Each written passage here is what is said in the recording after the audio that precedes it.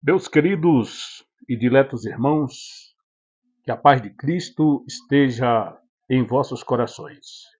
De volta com nossa análise de Gênesis a Apocalipse, evidentemente de uma forma panorâmica.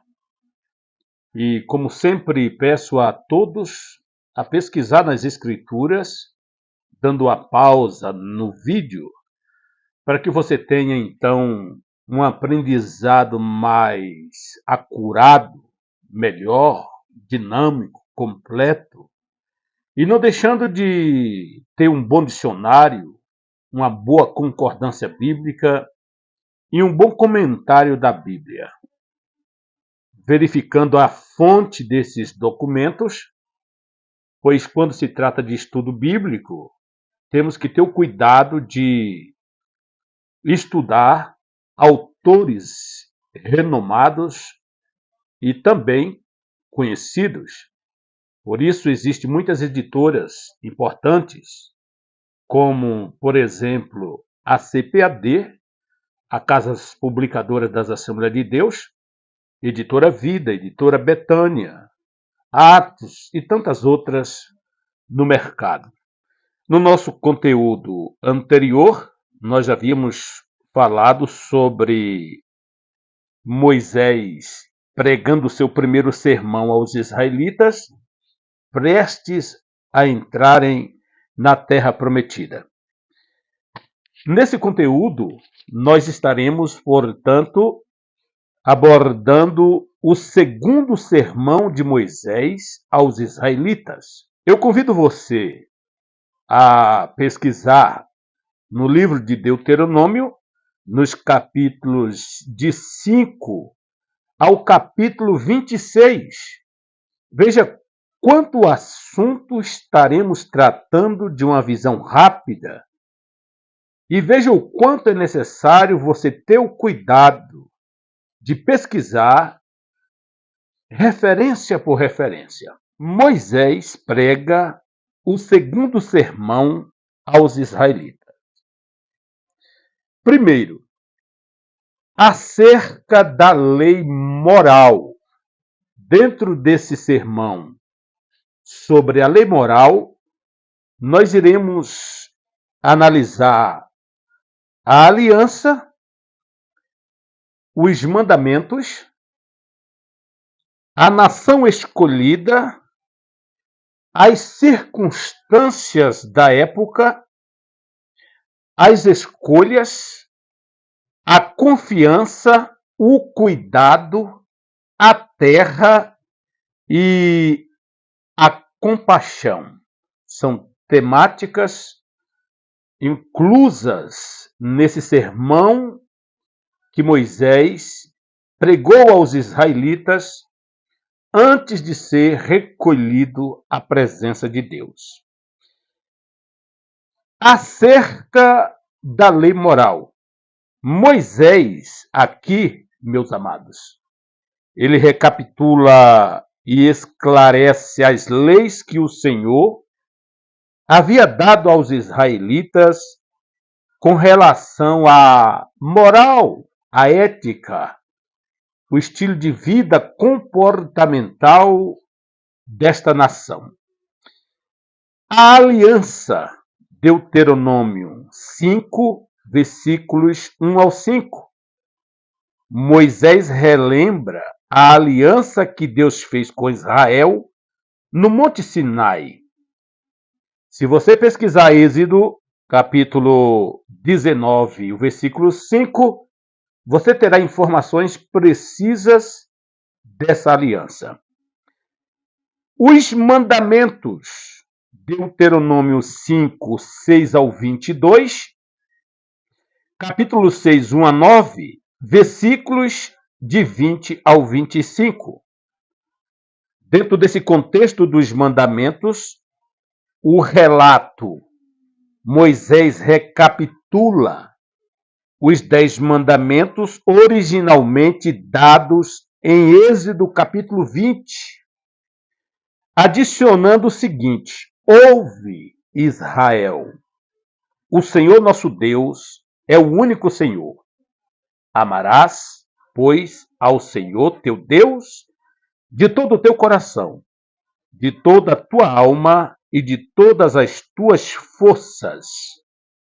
São os relatos com esse adicionamento e que eles deveriam observar e estarem atentos todos os dias de suas vidas. As responsabilidades, Deuteronômio 6, versículo 6 ao 9 e versículo 20 ao 25. Moisés aqui diz ao povo que deve ensinar os mandamentos a seus filhos e lembrá-los de sua libertação do Egito. Os israelitas, dentro da sua forma cultural de vida, deveriam ter o conhecimento de Deus e de suas obras desde a criança até o velho. Não se apartar jamais da lei do Senhor, da mensagem do Senhor, da ética do decálogo. E isso seria ou mudaria as suas vidas e lhes daria um estilo de vida conforme a vontade de Deus. A nação escolhida, Deuteronômio 7, versículo 6 ao 11, 9, 1 ao 6 e 10, 12 a 22. Nesses textos, Moisés relembra os israelitas que o amor de Deus por eles é baseado em sua graça, não na bondade deles, porque o povo não era bom. O povo era terrível, de dura cerviz, mas Deus o que fez por eles, fez por ser misericordioso, por ser bom, e não por bondade vindo da parte do povo. Como Israel reagiu?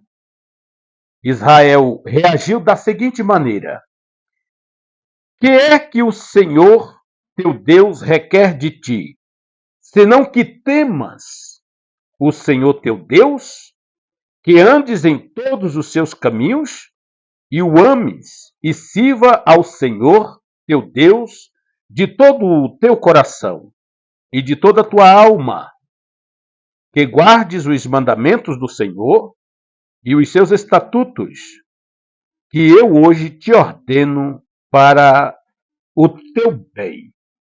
Era a proposta de Deus, simplesmente o amor a Deus sobre todas as coisas. E a nação estava ciente desta realidade, dessa exigência de Deus, como sendo a única nação no mundo que se relacionava com um Deus único e verdadeiro. Israel, um povo único na terra. Em seguida, as circunstâncias, Deuteronômio 5, 23 ao 33, 9, versículo 7, ao 10, versículo 5. A recepção da lei, Deuteronômio 5, 23 ao 33, Moisés relata como o povo reagiu à poderosa presença de Deus no Monte Sinai. Veja Êxodo 19, 9 ao 25, quando Deus se manifestou, conforme nós tratamos em vídeos anteriores. E assim nós vimos a recepção da lei. Foi uma recepção maravilhosa. Todo mundo concordou. Mas você sabe como é o homem, não é? A rejeição da lei. Deuteronômio 9, 7 ao 29. Moisés relembra diversas ocasiões em que o povo se rebelou contra as ordens do Senhor. E ele cita algumas dessas rebeliões, como, por exemplo, no Monte Sinai.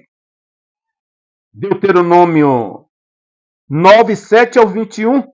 Ali Israel adorou um bezerro de ouro, o que fez com que Moisés quebrasse as duas tábuas que continham os 10 mandamentos, conforme Êxodo capítulo 32.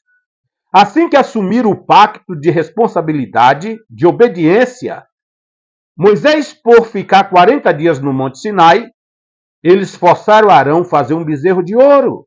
quebrar o pacto assim que foi inaugurado. Dê uma pausa e dê uma leitura em Êxodo capítulo 32. Lá no deserto também, Deuteronômio 9, 22 ao 29. Você lembra de Tebera? Pois bem, em Tebera, Massá, Kiborote Hatavá, nessas regiões, Israel recusou-se a entrar na terra prometida. Veja os capítulos 13 ao 14 de Números.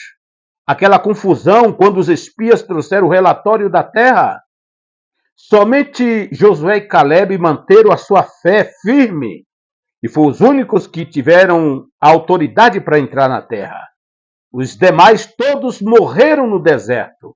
Aqueles que saíram do Egito de 20 anos para cima, nenhum entrou na terra pela sua incredulidade. A substituição da lei, Deuteronômio 10, 1 ao 5, Moisés relata como 2 tábuas novas contendo os 10 mandamentos foram feitas para substituir as que foram quebradas ao chão, pois quando Moisés veio, que viu aquele bezerro, aquela orgia, toda aquela parafernália, ficou irado e quebrou as tábuas originais. E Deus fez com que ele mandasse esculpir-se outras pedras. E Deus escreveu nelas. A primeira Deus esculpiu, a segunda Moisés esculpiu. E assim nós temos aqui a substituição da lei, porque Moisés teve que esculpir uma pedra e Deus pôs nela as mesmas palavras da anterior. Em seguida, nós temos as escolhas. Deuteronômio 10, 6 ao 9. Moisés relata a escolha de Eleazar, o filho de Arão, como um sumo sacerdote. Lembra do vídeo anterior que falamos sobre isto? Número 20, 23 ao 29. E dos membros da tribo de Levi como ministros diante do Senhor. Vê Êxodo 32, 25 ao 29. O que antes eram os principais do povo, os filhos mais velhos, eram separados para o Senhor. E aqui Deus substitui pela tribo levita, que serão os responsáveis por todos os cuidados religiosos. Em seguida, a confiança. Deuteronômio 7, 12 ao 24, capítulo 11, 22 ao 32. Moisés garante ao povo que a obediência a Deus trará bênçãos, riquezas, saúde e vitória sobre os inimigos. A desobediência traria o contrário de tudo isso. O cuidado, Deuteronômio 6, 10 a 19, capítulo 7, 1 ao 5, 25 ao 26, versículos 25 ao 26, capítulo 8, 11 a 20 e o capítulo 11, 16 a 17. Nesses textos, Moisés instruiu os israelitas a temer, adorar e servir ao Senhor, e somente a Ele, e a lembrar a fidelidade de Deus. Também aqui Moisés ordena que eles destruam os inimigos e os ídolos pagãos da terra. Tudo combinado, tudo certo, tudo orientado. Amar a Deus sobre todas as coisas, não substituí-lo por idolatrias pagãs, destruir todos os habitantes da terra e não poderiam fazer negócio nenhum com o povo da terra. Era a lei pétrea concedida por Deus e orientado por Moisés em seu segundo sermão, antes que o povo tomasse posse da terra. E eles deveriam levar isso com todo extremo cuidado, pois a segurança deles, a prosperidade deles dependeria da sua fidelidade a Jeová.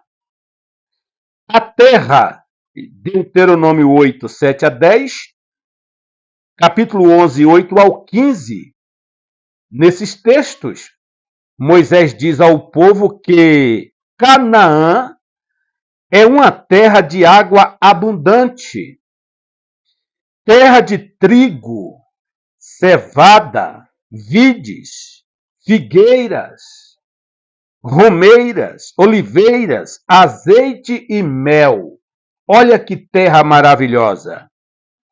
A terra também possui uma reserva rica em ferro e em cobre. Ali Deus já estava mostrando que Israel seria uma potência bélica, como nós conhecemos Israel hoje. Terra maravilhosa, de chuvas. Agora tem um detalhe, porque você vai dizer, mas Israel, se é tão seco a região, tem tanto deserto, diferente do Egito que eles aguavam a horta com os pés. Sabe o detalhe? É que em Israel as águas dependiam de oração e vida com Deus. Lembra de Elias, quando orou para Deus reter a chuva? E orou para Deus mandar chuva? Na terra de Canaã, os israelitas viveriam tão somente dependente de Deus. Sem a comunhão com Deus, não tinha árvore, não tinha roça, não tinha chuva, não tinha prosperidade, não tinha absolutamente nada. Muitas terras estéreis, dificuldades, desertos. Mas quando se está em comunhão com Deus, ele transforma o deserto em oásis. Ele prepara uma mesa no deserto. E era por isso que Israel deveria manter a sua comunhão. E foi por isso que Israel passou muitas calamidades físicas, calamidades temporais, econômicas, por causa da sua infidelidade a Deus, conforme veremos em textos proféticos, em textos ou em estudos posteriores. Pois bem, sendo assim, nós terminamos esse sermão de Moisés com a compaixão. Deuteronômio 8, 1 a 6, 10, 10 a 11 e 11, 1 a 7. Nesses textos, Moisés relembra a grande fidelidade e a compaixão de Deus para com os israelitas durante seu vagar pelo deserto. E como nós conhecemos a história, Deus se irou com eles diversas vezes. Teve momentos que Moisés intercedeu por eles, quando Deus quis eliminá-los por completo. E Moisés pediu, Deus, não, se acalme. O que as nações vão dizer? Que o Senhor trouxe para o deserto e não pôde ir com eles. Por favor, se for para o Senhor destruir este povo, risca o meu nome do teu livro. Ao amor de um homem, de um pastor, pelo seu rebanho. E Deus se aplacou da sua ira, da sua justa ira. Então Deus foi fiel a Israel desde quando chamou Abraão em Ur dos Caldeus até o último momento de Israel em sua terra, quando não havia mais remédio de reconciliação com este povo e tiveram que sofrer o exílio, que são coisas que veremos também posteriormente. Nós vimos aqui o segundo sermão de Moisés acerca da lei moral, onde ele aborda a aliança de Deus para com o povo, os mandamentos, a importância da nação escolhida, as circunstâncias, a escolha, a confiança, o cuidado, a terra e a compaixão. E sendo assim, Israel viveria feliz para sempre, pois Deus é Deus de promessa e ele cumpre as suas promessas. Deus nunca falhou com Israel, Deus sempre foi fiel, enquanto Israel, por sua parte, foi tão infiel. Israel era para ser uma nação sacerdotal. Através de Israel, Deus abençoaria o mundo com a salvação.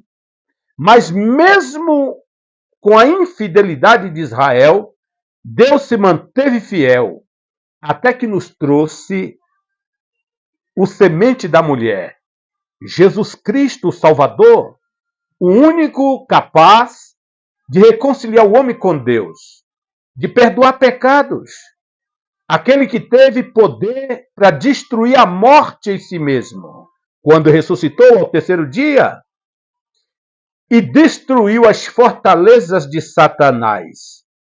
E nós, feito de barro, temos um privilégio extraordinário de vivermos em comunhão com Deus e com seu Filho Jesus Cristo, pela graça que ele nos ministra através do Espírito Santo. Embora somos pecadores e não somos diferentes do povo de Israel. Por isso dependemos, sim, da bendita graça de Deus e que ele tenha misericórdia de nós e nos cubra com essa graça e que esse Espírito module as nossas vidas em momentos tão cruciais que nós passamos e só você sabe a situação em que você se encontra, que eu me encontro, são situações, mas temos esse reforço maravilhoso ao nosso favor, à nossa disposição, que é as ministrações do Espírito Santo em nós, o que nos faz diferente dos ímpios. O ímpio, quando está enraivecido e perturbado, vai se matar, vai se encher de bebidas alcoólicas, vai cair no mundanismo quando se encontra nessa situação. O crente, quando se encontra na mesma situação, ele age diferente. Por quê? Porque o Espírito está na vida dele, lhes direcionando. Olha, te acalma, eu estou com você, eu não desisti de você. Tem esperança, tem perdão, tem reconciliação. Deus está contigo. Leia a palavra. E você então se conscientiza de que você é um vencedor e não um perdedor. E logo você experimenta a vitória, a graça, aquela sensação de paz concedida por Deus, dizendo e confirmando a presença dele em sua vida. Que Deus lhe abençoe e até o próximo conteúdo, quando estaremos aqui analisando o terceiro discurso de Moisés acerca da lei social. Fique na paz e nos ajude em suas orações. Não deixe de compartilhar, de deixar o seu comentário, de dar um joinha e se inscrever em nosso canal. Fazendo isso, você nos ajuda a continuar produzindo conteúdos como este, para abençoar a sua vida e a vida de muitos. Forte abraço.